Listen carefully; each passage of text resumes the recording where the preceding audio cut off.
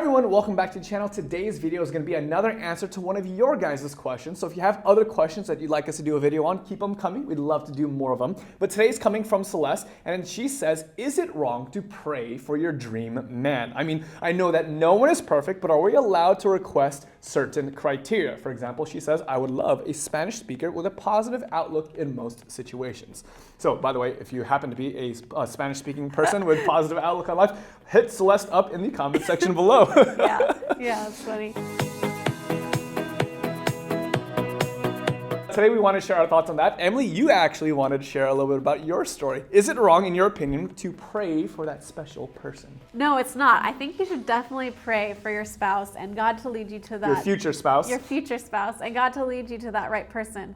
In high school, I remember writing a checklist of things I wanted in a spouse or Asian. No. Dashing good looks. And it was at least like 30 lists. Dang, girl. 30 items long. I try to tell Emily that she's high maintenance and she doesn't believe me. 30 items long. So it was a pretty long list. Okay, so what were some of the things on the list? Well, I always thought I'd marry someone really tall and white. So 1 out of 2 so far.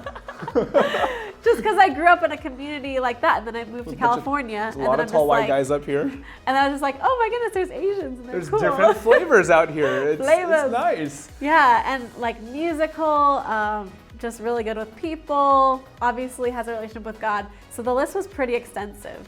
But then obviously I didn't end up with a person exactly on that list. That's true. And I definitely did the same thing growing up. I definitely was praying for my future spouse. And you know, it's interesting that you mentioned the kind of the list that you had. I had a very specific idea of who I believed God would be leading me to. I thought that that person would be Asian, that they'd have similar hobbies as me. You know, and it's so interesting that that's not always the way that it works out. And so even of course, pray for your spouse. There's nothing wrong with praying for that. But I think more than praying for that other person, like that person would be who you think is good, there's probably a more important point. And what's the point? To pray with an open heart. Or even to pray for an open heart. For an open heart, just let God draw you to that right person. And when you meet people, don't exclude them just because they don't meet a couple of things on your list, a criteria on your list. Pray for an open heart, and you'll be surprised who God can lead you to. Yeah, and I think that's one of the cool things about love, about relationships, and especially being led by God, is that, you know, God has a plan for your life. God has a person, probably for many of you guys, and I say probably because some of you guys may be, in fact, called to singleness, and we'll be talking about that in one of our future videos. But I mean that, you know, God has a plan. And so you want to think about this. Do you want your plan or do you want God's plan for your life? Because I think if we think about it, we believe that God's plan is better for our life, right? Yeah. And the amazing thing about God drawing me to Justin is that Justin exceeded my list of expectations that I originally had.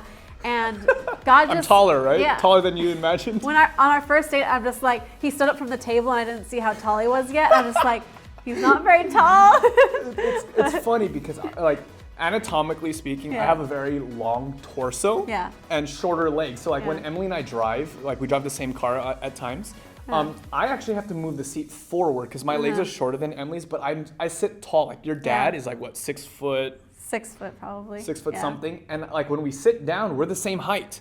And so she's probably thinking at our first date, oh, this guy's tall, you know, this guy's whatever. and then I stand up and oh man. Almost the same height.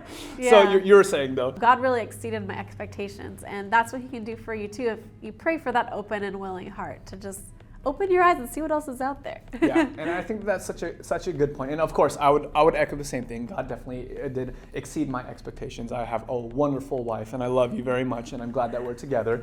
But if you become so locked in on who you think you really need, and you have it's good to have the list, it's good to have priorities and qualities that you're looking for and certainly to be praying for, but it's super important to just be open to what God has for you. Because if you look throughout the Bible, the vast majority of times that God leads someone, he ends up leading them down paths that they weren't always expecting. And when it comes to a relationship, we think that actually is a good thing. That a lot of times God will lead you down journeys that you weren't always planning on going down. But that's what makes things exciting. That's what makes the journey fun.